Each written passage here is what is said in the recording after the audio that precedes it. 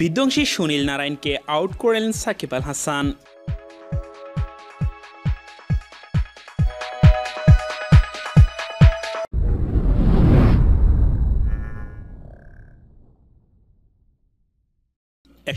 রানের টার্গেটে ব্যাট করতে নেমে প্রথম থেকেই বিধ্বংসী রূপে ব্যাট করতে থাকে কলকাতার দুই ওপেনার সুনীল নারায়ণ এবং ক্রিস লিন।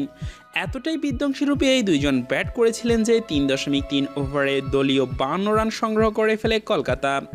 পাওয়ার প্লের চতুর্থ ওভারেই বোলিংয়ে আসেন সাকিব আল হাসান, আর তার প্রথম ওভারে এসে বিধ্বংসী সুনীল নারায়ণকে আউট করেন সাকিব আল হাসান। 10 বলে 29 রান করা নারায়ণ 4টি চার এবং 2টি ছক্কা হাঁকান।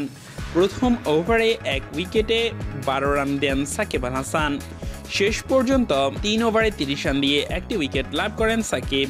ইন্ডিয়ান প্রিমিয়ার লিগের আজকের ম্যাচে দিনের দ্বিতীয় ম্যাচে কলকাতা নাইট রাইডার্সের বিপক্ষে টস জিতে ব্যাট করতে নেমে নির্ধারিত 20 ওভারে 9 উইকেট হারিয়ে 172 রান সংগ্রহ করেছে সানরাইজার্স হায়দ্রাবাদ।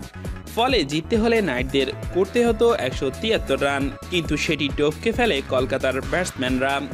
19.2 ওভারে 5 উইকেট হারিয়ে 173 রান সংগ্রহ করে কলকাতা এবং তারা উঠে যায় প্লে অফে।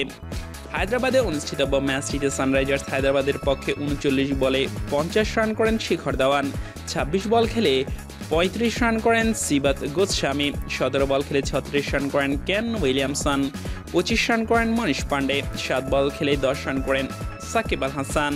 কলকাতা নাইট রাইডার্সের পক্ষে প্রসিদ্ধ কৃষ্ণা 4টি, অ্যান্ড্রু রাসেল 1টি, সুনীল নারায়ণ 1টি, কুলদীপ যাদব 1টি ও জেভেন সিয়ারলস 1টি করে উইকেট নেন। দুই দলেরই আজ লিগ পর্বে নিজেদের শেষ ম্যাচ খেলতে নামে।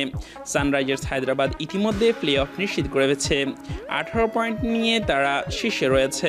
আজকের এই ম্যাচ জিতায় কলকাতা নাইট রাইডার্স প্লে অফে চলে গেছে, তবে হারলেই বিদায় হয়ে যেত তাদের।